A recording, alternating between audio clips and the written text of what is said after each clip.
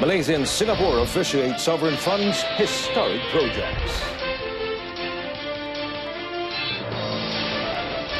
Jalan Semarak land development transferred back to FELDA.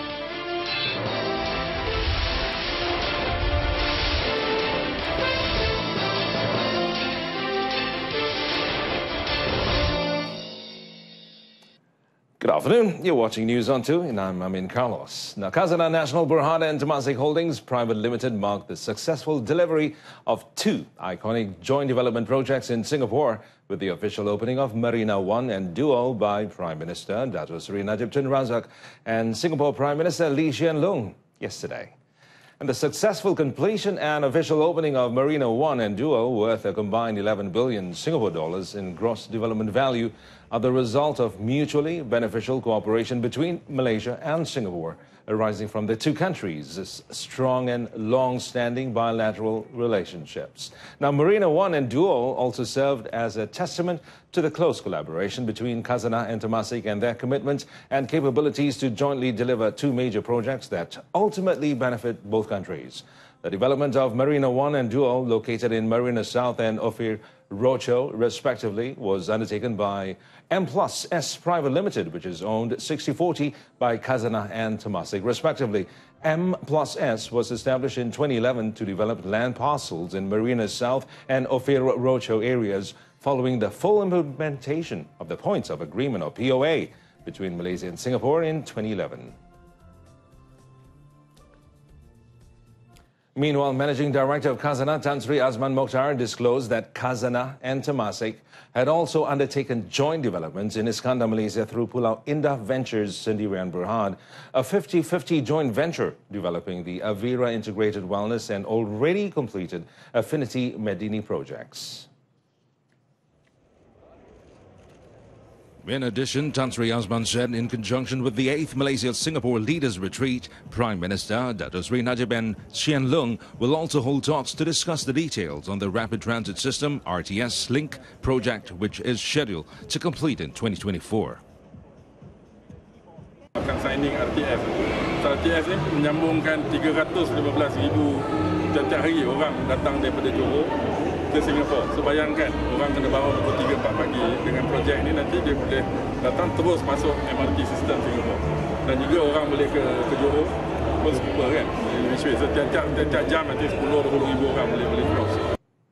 The RTS rail link was announced by the Malaysian and Singaporean governments 7 years ago to provide a much-needed alternative to the people who commune at the Malaysia-Singapore Causeway daily. The positive effects of good governance and policies by the government over the last few years has significantly improved the country's economy. Communications and Multimedia Minister Dato Sri Dr. Salih Said Kerouak in his blog said the country's economy has been improving for quite some time and that this did not happen overnight. Now, Dato Sri Dr. Salih's comments followed a claim by an opposition blogger that Malaysia's economy was improving and the ringgit was strengthening against the US dollar because of Pakatan Harapan's announcement on their candidates for interim Prime Minister and Deputy Prime Minister. And the minister lambasted such a notion, describing it as immature and irresponsible. Dato Sri Dr. Salih pointed out that the economy is a global matter and not just about Malaysia, as all countries are addressing the issue and no country is exempted. Synergy Promenade Sendirian Berhad has returned all plots of land involved in the Jalan Semarak real estate controversy to FELDA. And FELDA Chairman Tan Sri Shahrir Samad told reporters yesterday that all documents related to the parcels of land alienated to the developer have been returned to FELDA at no cost. Tan Sri Shahrir said the Kuala Lumpur Vertical City KLBC project will proceed as the land has already received approval for development. FELDA will negotiate with Synergy Promenade to improve the terms and agreement of the project development. However, Tan Sri Shahrir said a police probe into the issue will still continue as FELDA sees no reason for it to stop. Rentetan daripada usaha-usaha yang dilaksanakan oleh FELDA pada hari ini 15 Januari 2018, pihak pemaju iaitu SPSB telah secara sukarela bersetuju mengembalikan hak milik ke semua 16 lot tanah kepada FELDA tanpa kos dan telah menyerahkan ke semua suratan hak milik hartanah tersebut untuk didaftarkan semula ke atas nama FELDA. It was reported late last year that FELDA was at risk of losing ownership of the piece of land worth more than 200 million ringgit following what had been described as a dubious deal in 2015. The plot of land, which had been earmarked for the KLVC development project, will feature 7 towers, including FELDA's iconic tower to be known as KLVC Tower 1A. The Malaysian Anti-Corruption Commission, MACC, does not rule out the possibility of more arrests to be made to facilitate its investigation into the alleged power abuse and misappropriation involving the Pulau Pinang Undersea Tunnel project. Now, according to its Deputy Chief Commissioner of Operations, Dato' Sri Azam Baki, so far the Commission had recorded statements of 20 witnesses. Dan seperti mana semua tahu, riman bagi kedua-dua suspek yang ditahan itu telah disambung 5 hari lagi. Dan saya tidak menolak ada kemungkinan ada beberapa tangkapan lagi kita akan buat, tapi saya tak boleh kongsi di sini. Dan siasatan ini masih diteruskan. Speaking to reporters after attending a get-together event with taxi and car rental drivers in Kajang, Dato' Sri Azam said MACC's probe would consider all aspects of the undersea tunnel deal, which includes media reports that a fashion company was involved in the multi-billion ringgit project as a major shareholder. The company is said to be part of the special vehicle consortium involving 2 large Chinese construction companies. Asked if Pulau Pinang Chief Minister Lim Guan Eng would be hauled up by the MACC, Dato' Sri Azam said there was no need for it at the moment, but it would depend on the evidence gathered. The federal court yesterday upheld the conviction and death sentence on 9 Filipinos who were charged with waging war against the Yang di-Batuan Agong over the Lahad Datu intrusion in 2013. And Chief Justice Tan Sri Madrau Sharif, who chaired a 5-man panel, said the court agreed with the appellate court's decision that death was the most appropriate sentence to be imposed on the 9 men based on the findings of the facts of the case. Now, the 9 men are included a 54-year-old Amir Baha Hussein Kiram, 54, the son of the late self-proclaimed Sultan of Sulu Jamalul Kiram. Meanwhile, the federal court also upheld the Court of Appeal's decision to acquit and discharge 14 others on the charge of waging war against the Yang di-Batuan Agong and for terrorist-related offences linked to the armed intrusion at Kampong Tanduo between February 12 and April 10, 2013. In dismissing the prosecution's appeal against their acquittal, Justice Tan Sri Madrau said the court found that the decision to acquit them was based on the concurrent finding of facts by the High Court and Court of Appeal, and there was no reason for the federal court to decide otherwise. 2 men on the wanted list were killed in a shootout with the police near Taman Sri Bayan in Durian Tunggal, Alor Gajah, Melaka yesterday. And according to Alor Gajah District Police Chief Superintendent A. Azmadi Abdul Aziz, the deceased were linked to 8 armed robberies, namely 2 each in Kuala Lumpur and Johor, as well as 4 in Selangor. Superintendent Azmadi said the fugitives, one of whom was an Indonesian, was cruising in a Mercedes-Benz car when a special task force team from Bukit Aman spotted them and ordered the driver of the vehicle to pull over. However, one of the men fired several shots in the direction of the policeman, who returned fire, killing them on the spot in the 12:54 p.m. incident. Superintendent Azmadi said initial investigations revealed that prior to the shootout, the local man and his Indonesian accomplice had planned to commit a robbery in Jeng. Pasukan kita pada jam lebih 12.45 semasa melakukan rondaan pemantauan telah tersempak dengan kereta sebuah Mercedes E250 yang nombor platenya negeri Johor, dan apabila kita cuba mengarahkan dia berhenti, anggota yang pakai vest mengarahkan dia berhenti, tiba-tiba dia telah melepaskan satu tembakan lah. So kita dalam proses menyelamatkan diri telah membalas tembakan tersebut. Superintendent Azmadi added that a Norinco pistol loaded with 3 bullets and a bullet shell were also found at the scene of the shooting. A Form 3 student died after being struck by an office chair believed to have been hurled from the upper floor of a flat at Block 102 Project Perumahan Rakyat Seri Pantai in Pantai Dalam last night. And Brickfields District Police Chief ACP Ruslan Khalid confirmed the incident when contacted.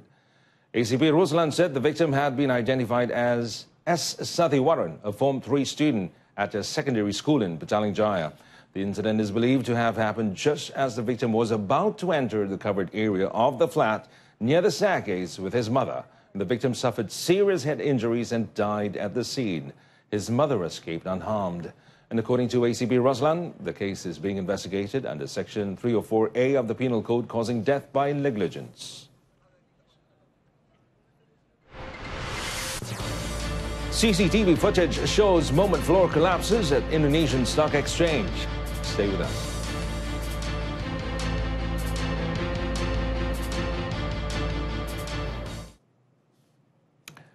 Well, all 22 Malaysians comprising students and lecturers of the Management Science University, or MSU, who were among dozens involved in the collapse of a mezzanine floor at Indonesia's Stock Exchange Tower yesterday, have been reported to be safe. However, it is believed that they are experiencing trauma as a result of the incident. Now, according to a MSU lecturer, Nur Lalua Rashida Muhammad Rasya, well, several officials from the Higher Education Ministry and Malaysian Education Officer in Jakarta were also present near the scene when the incident occurred. Nur Lalua added that after the incident, that all of them were relocated to the Graha CIMB Niaga building next door. The Malaysian Foreign Ministry is in constant contact with the Malaysian Embassy in Jakarta to closely monitor current developments in the Indonesia's capital.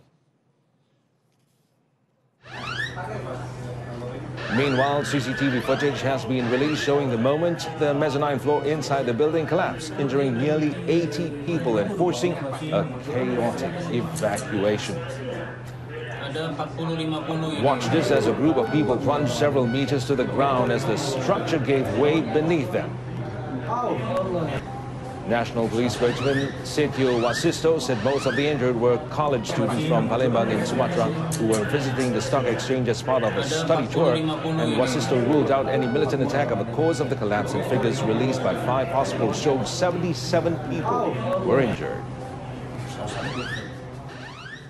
Now, although no specific directive has been given by the Prime Minister, Health Minister Dato Sri Dr. S. Subramaniam has urged all Barisan Nasional or BN candidates contesting in the 14th General Election or GE14 to undergo health checks. However, he said it was up to the candidate. Itu terpulang kepada individu. Mereka kena buat keputusan terhadap diri sendiri. Kalau diterima jawatan ini, bolehkah jalankan tugas? Kalau mereka berpandangan tak boleh jalankan tugas, jangan terimalah. Dato Sri Dr. Subramaniam was commenting on Melaka Chief Minister Dato Sri Idris Harun's view to make it compulsory for all state BN candidates to undergo health checks before competing in GE14. Meanwhile, Dato Sri Dr. Subramaniam, who is also MIC president, urged the Indian community to understand that issues spread by certain parties in Tamil newspapers were only aimed at smearing the government's image. Pahang Menteri Besar Dato Sri Adnan Yaakob has brushed aside allegations that the Sultan of Pahang was ill, as was viral on the social media. Now, according to Dato Sri Adnan, Sultan Ahmad Shah is healthy and in excellent condition. Speaking in Bentong, Dato Sri Adnan said the Sultan's vital signs, such as blood pressure and pulse, as well as systemic findings, such as his heart, lungs and kidney, are in prime condition. Saya nak ngabarkan Tuanku Sultan Pahang sihat, sihat. Tinggal lagi sekarang ni dilantik pemangku raja tu untuk memberi peluang kepada Tengku Mahkota mendapat pengalaman. Itu saja. Tuanku boleh berangkat keluar. Walaupun kadang-kadang atas wheelchair. Ada masa Tuanku boleh berjalan. Dia nak betulkan cakap orang lah kata Tuanku. Sebenarnya Tuanku bukan tak sihat. Tuanku bukan gering. Tekan kami. Tuanku saya bukannya gering. Tulis itu vital sign dan systemic findingnya. Dari segi perubatannya, vital sign, systemic finding Tuanku excellent. A video of the Pahang Sultan on his bed during his birthday celebration had gone viral on the social media, giving the impression that he was ill. And that concludes this afternoon's edition of News on 2. In our top story, Jalan SEMARAK land development transferred back to FELDA at no cost. We'll be back at 7 this evening with more updates. Till then, I'm Amin Carlos, leaving you with visuals that came from Krasnoyarsk, Russia. And despite the bitter cold in Siberia, artists from Asia and Europe gathered at the Ice and Snow Sculpture Festival in the Russian city. Now, the festival, Magical Ice of Siberia, is traditionally held in the coldest month in Russia, that's January, when temperatures could drop below minus 30 degrees Celsius. Now, this year, it was 27 degrees Celsius, and the organizers postponed the part of the competition for children and youth to late February. Now, thanks for watching. Have a pleasant day.